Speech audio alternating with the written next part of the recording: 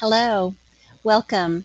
Thank you for joining us this afternoon for this session entitled Sandia's Use of WebEOC and Mapping for a Common Operating Picture. It's presented by David Nolan. David is the Sandia National Laboratory's Emergency Operations Center Coordinator, and he also serves in various EOC roles during an activation, to include the EOC Manager and Operations Lead. If you have questions for David during the session, feel free to enter it in the chat tool and I'll relay it to him after the presentation. It's now my pleasure to introduce David Nolan to the virtual stage. David, welcome. Hello, everyone. My name is David Nolan. I'm with Sandia National Laboratories Emergency Management. I am the Emergency Operations Center Coordinator out here. Today, I'm going to talk to you about Sandia National Laboratories' use of WebEOC and mapping for a common operating picture. Before I get into what I'm going to talk about, let's talk about what we call a common operating picture here at Sandia National Labs. And I like to present it in this way. So as you can see in this image, you have a black circle that says COP on it. This represents a table. And all those folks that are standing around that table are all looking at the same table. So when an incident occurs, we drop that problem on the table and we all see the same problem. While we're analyzing this problem and looking at this problem, someone in the group says, hey, I think I have a tool that can help us solve this problem. So they take their tool and they place it on the table. We all see that same tool on that table. We all see the same piece of information. And while that's happening, everybody's looking at that tool, figuring out how they're going to use that tool to solve that problem. Someone else goes, nope, that's the wrong tool. They pick that tool up. We all see that tool leave, and they put a new tool on the table they say is going to help us solve this problem. What I'm trying to say here is that for a common operating picture, it is the sharing of information from cradle to grave, and the idea is that you want the entire group, for a perfect common operating picture, the entire group to see the same information, so that there's no information that is in a stovepipe that's not shared, which can lead to problems, as all of us probably know from our past or from our previous experiences. So with that said, what I'm going to talk to you about today is our common operating picture methodology, and we're going to talk about WebEOC, and we're also going to talk about ArcGIS. As I'm moving through this presentation, you'll probably hear me refer to ArcGIS as EMMS, or Emergency Management Mapping System. So when you hear that, you'll know what that means. Okay, let's get to it. All right, so our methodology is that we're, one, embracing technology and to build our common operating picture, our common operating picture process. And so the two pieces of technology that we brought into this COP is WebEOC, which I know most of you heard of, and then we've also brought in ArcGIS. WebEOC represents the data piece to the COP, while ArcGIS, or EMMS, represents the visual piece. Now, if you've used ArcGIS or Esri before, you know there's a lot of data there. So there is some data that is derived from ArcGIS or EMMS, but we're for this methodology, we're utilizing it as a visual piece or visual component to our COP. So regarding the data-driven aspect of our COP, we utilize WebEOC, like I said. And so we're really looking at a cradle-to-grave approach on how we're utilizing WebEOC. And so as I'll show you later, we are in the third phase of a four-phase project of building out our WebEOC. And in this current phase, the third phase, we are building a computer-aided dispatch-like process. It's a CAD Lite. And so you'll see what, those of you who know what a CAD is, you'll see a lot of that those characteristics there, but there's some things you won't see because this is not needed here at Sandia National Labs. Our WebEOC for the EOC is based on a situation report process, and I'll show that to you and show you what that means. The idea of that situation report process is to minimize the duplication of inputting of information the best we can. We'll never be able to prevent it, but we'll do our very best to minimize it. And in regards to that situation report and that process, we've also identified what I call 40 nuggets of information, or 40 critical pieces of information regarding an incident. And so the idea is that once that piece of information, and it meets that criteria of the 40 nuggets of information, that once it goes into the WebEOC spectrum, that if you have a need to know for that particular piece of information, you either put it in yourself or you'll be alerted that that piece of information is there for you. So it auto-populates. And then we've also talked about the visual aspect, which is EMMS or ArcGIS. And so with some of that data that's related to EMMS, we're also going to look to bring that into WebEOC. And then, of course, if we're building a CAD, we're looking to utilize WebEOC in our day-to-day processes. So obviously, we're well on our way, and unfortunately, and I don't know, maybe not, we're putting all of our eggs in one basket in this regard, and it's looking very promising. So the visual aspect of our methodology is, of course, mapping, like I've mentioned, and I won't repeat all that, but I think what I really want to capture here is that we're also looking to share this with our local partner, Kirtland Air Force Base, so they can see that. And within that mapping system, we have, in conjunction with Kirtland Air Force Base, developed what's called emergency action zones. And this was a joint initiative. And the purpose of these EAZs is to, one, it provides a interoperable process between us and Kirtland, so that when they say one Lima or one Mike, we both know what that means.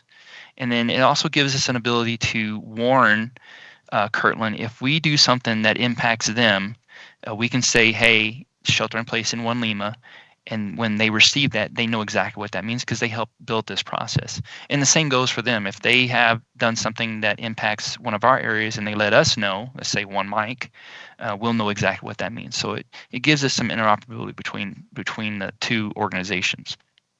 And then, very similar to the emergency action zones, we have also implemented the Albuquerque fireboxes. If you know anything, if you're a previous firefighter and you ever heard of fireboxes, you know that they're just sectoring out an area and determines and helps fire departments respond to those areas based off of a nomenclature and also by jurisdiction.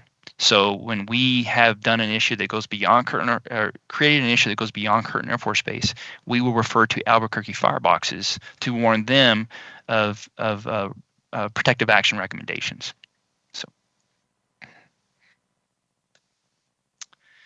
So let's talk about this WebEOC and what we're doing. As I mentioned earlier, it's a 4-phase project, and so what that looks like is this right here. We started back in March of 20, right after COVID kicked off in full swing, and that created some challenges, of course, as we all know. But we were relatively successful. The idea of that first phase was to reach initial operating capability at the end of that first phase, have a tangible product that we could use in the EOC, and we pretty much met that. Luckily, we had that second phase, so we were able to clean it up more than just having something that was functioning. We were able to clean it up so that when we deployed it into the EOC, it was in pretty good shape. And then, of course, the second phase of that particular phase of the project was to tighten up what we did in phase 1, and then to make adjustments and do some other things that we wanted to do. As we moved into March 21, we got approval for funding for the CAD project that we're working on right now in phase 3. And then, of course, we're still working on some of the things that we started off in phase 1 and 2 for the EOC. But the primary focus in phase 3 is the CAD Lite, if you will. and we hope to reach initial operating capability by November or by the end of the FY. Funding is looking good for us to go into phase 4, and the idea of phase 4 is to tighten up what we did in phase 3 and then have a final operating capability by the end of that final phase, June-ish or so, maybe July of 22. So, all right, the next thing we'll speak to here is the introduction of incident information into WebEOC from the onset. And if you might have heard me mention earlier, and I'll refer to this image I have down here at the bottom of the slide. We have a fire. 911 call is made. Our emergency management communication center here receives that call. They triage that call, and then they determine: do I need to go further and ask for resources? Do I need to dispatch resources to go take care of this particular problem, or is it nothing beyond what we've already done? Or can I dispatch resources without having to go beyond the normal tool set that I have? So the idea was of introducing incident information into WebEOC from the onset, and that's kind of what we're doing here. And with that being said, we'll look at how that looks. This image down here in the bottom left-hand corner, this very busy image, is basically is the flow of a call from cradle to grave, and all the notifications that need to be made during that time, if it goes all the way through from left to right, and also all the resources that may be impacted by this or dispatched by this. So this is what we'll do, and this is what that process will look like. And so what we're trying to do is capture this with all these timestamps and all these milestones through the course of that call from cradle to grave. We tried to capture that into a computer-aided dispatch-like product within WebEOC. And what you see in there in the top left-hand corner is what that dashboard looks like as we move in. Once you drill in, that's the image to the very right, is what the actual process may look like. Now, this is in its very early stages, so by the time it's all said and done, what this final project may look very different.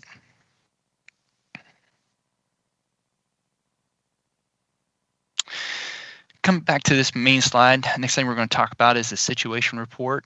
As I mentioned earlier, the EOC portion of WebEOC and how we function in there is situation report based. And the idea is that, ideally it would be great to put a single piece of information in there, whatever it is, and never have to put it in again, because it goes where it needs to go, and the people that need to see it.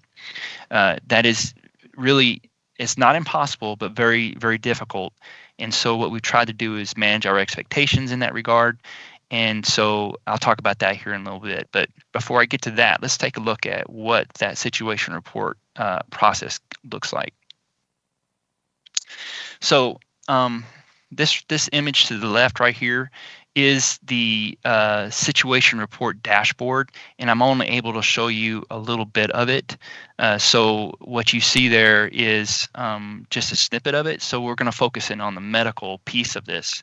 Once you click into the medical piece of the dashboard, the image in the red highlight shows. And this is what it looks like when they're not in edit mode. Once they go into edit mode, of course, they put all this information in. We can track, we can triage our casualties. We can put in notes, if we're going to set up a family assistance center, if there's any medical notes, and then we can also track those patients once they are transported, where they're going, not necessarily who they are, because that's what medical does in-house. We don't want to do that here, but we can track some pretty good information regarding them.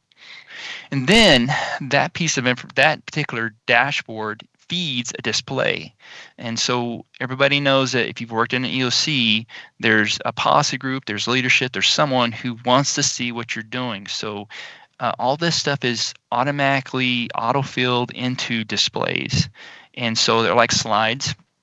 And what you see there to the very right in the top right-hand corner is the medical display based off of the information that's put into the situation report that's there in the red highlights.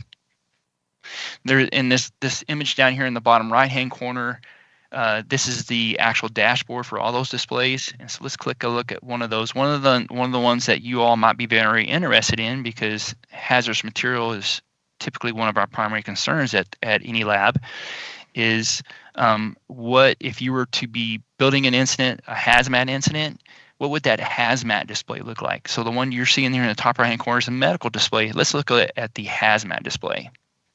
So this is a hazmat display based off of the information that's being generated in the situation report and auto-filled to this slide.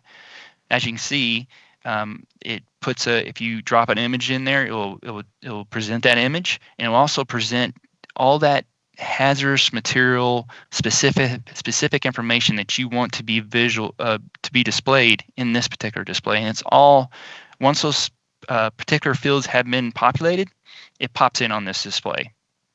It's pretty cool.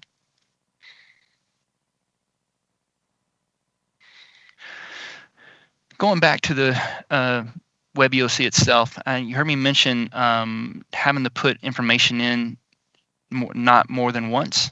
We're still trying that, but to help mitigate that spaghetti bowl effect of having so many things we have to track and so many things that have to be auto-populated in other places, we've managed our expectations down to 40 nuggets of critical information.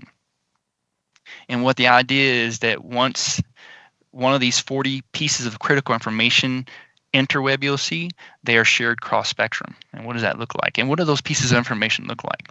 Well, they look like this right here. And this is not something I did in a vacuum. I brought together a working group, and we talked about all those pieces of information that we wanted to see in an incident, and we broke it up into 3 categories: hazmat, security, and general response. And so as you can see, some of those pieces of information will carry over from like hazmat to security because they're the same piece of information, such as location. And so what it did, instead of having 80 pieces of information, we narrowed it down to 40. And what does that look like? Well, once you place a particular piece of information, in this case a categorization and classification, once you put that in, those folks that need to see that within the EOC, it auto-populates to their board. Now, those people who have the authorization to make changes, let's say that we did a wrong categorization. Maybe we did a hazmat and it wasn't a general emergency, or maybe it was general. Maybe it was a general. Maybe it was an environmental or whatever. If they have authorization to change it, they can change it in their particular area, and then it shares back across spectrum, across WebEOC. And of course, the last person to put it in wins. But people shouldn't be changing this information in a vacuum. Let's say they do, though. What does this tell you? It tells you that if someone changes something, those of us who need to know see it, and then that can drive questions and collaboration and discussions.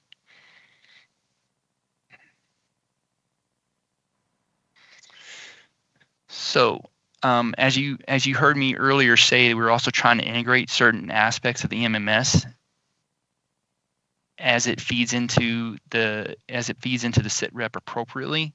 Well, for instance, if I go into EMMS and I click a building, or if I go into WebEOC and I select a building, it will automatically highlight on a map, and that's what we're trying to do right now in phase 3. I know we wanted to do it in phase 2. We didn't quite meet it, so we're still working on that in phase 3, but we're close and we're going to get there.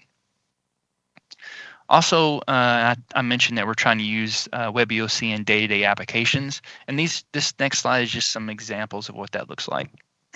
So we have a day board, which is that image in the bottom right-hand corner, manages all the, EOC activations for both us and Sandia, California, as well as Kirtland Air Force Base. It also gives us our FP cons, HP cons, COD cons, C cons, and all that stuff. Other things that we've been utilizing this stuff, WebEOC, in regards to day-to-day is our response to COVID. As you can see in the top right-hand corner is a contaminated building tracker. And then also We also have access to all of our weather towers via WebEOC. So if I click on one of those circles, it'll bring up that tower and give me real-time weather data. There's a lot to see here, and I'm only scratching the surface. If you guys want to talk more about this, please let me know. I'll give you that information here in a bit. And then what we're doing here within WebEOC is really testing the capability of WebEOC. It's a pretty powerful product, but we're starting to reach its limits. We're starting to test those limits. Before I move on to the next slide, I want to talk about how we're utilizing WebEOC beyond EOC activation. I showed you the WebEOC sitrep and WebEOC displays. Once we move into incident termination, we also want to be able to generate after action reports and also gather metrics. And all that stuff is in construction right now. We're working on that stuff. And that's the goal by the end of phase 4, to be able to pull reports on any given incident all the way out to metrics. Okay. All right. Now let's talk about Emergency Management Mapping System, which is a visual aspect of our common operating picture. This platform was put into service. The web-based platform was put into service in 2019. Took us a good year to get it built, and then we also have a new standalone application that was put into service just this last year, late last year, 2020. And this is basically ArcGIS App Studio Player. And what does that do for us? If we lose connectivity to the network, we still have a standalone application which provides us about 90% of the same capability of the web-based platform. It also allows us to put those maps on an iPad and put them out in the field and where they don't have good service. So we're pretty excited about that particular product. This ArcGIS product has about 50 different layers that we can access, and we're working on putting more. And so this is just a snapshot of what that might look like, what that legend might look like in regards to a particular facility if I wanted to see its fire protection resources, and then if there's anything else I wanted to look at.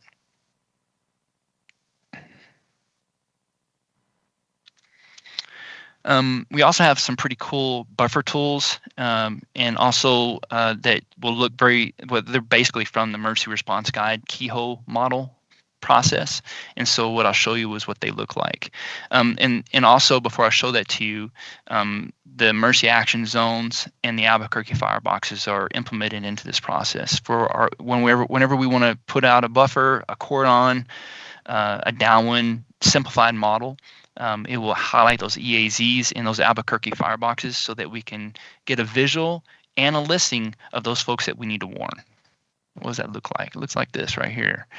And so this is an example of the use of the IZ, or it's called the IZ-PAZ tool, or Initial Isolation or Protective Action Zone tool. And this is if we utilize it here on Sandia. And so just for on-site, you put this particular tool, utilize this particular tool, and it'll give me a list of buildings and a list of EAZs for quick notification of protective actions. If it goes beyond the DOE boundaries, it will look something like this, where I can pull up a listing of both the EAZs that apply to Kirtland Air Force Base and also the fireboxes that apply to Albuquerque. Okay. Again, I am happy to show this stuff to you. We're pretty proud of it. And of course, if you use the ArcGIS, there's some of that standard functionality that's there as well, but we've done a lot to enhance it. This tool is accessible to our entire ERO, the Emergency Response Organization, and we're also making it available to some of the Kirtland Air Force Base equivalents. And like I said earlier, we're also bringing in some of those shapefiles and those layers into WebEOC.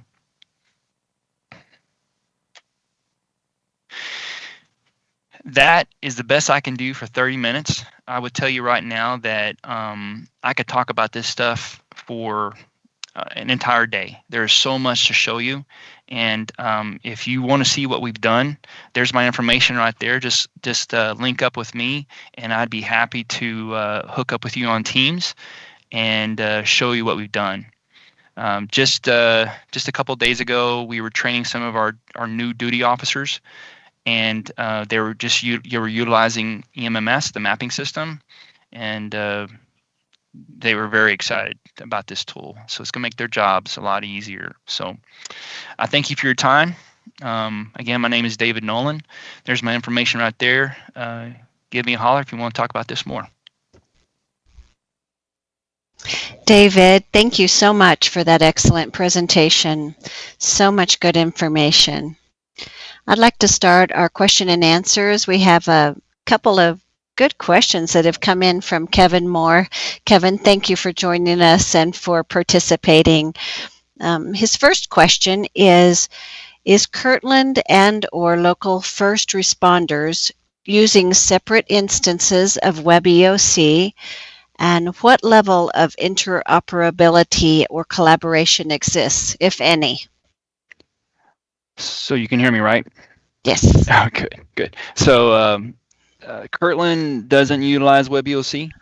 The Air Force doesn't utilize it here at Kirtland Air Force Base, and the local community. I know that Albuquerque EOC utilizes WebEOC.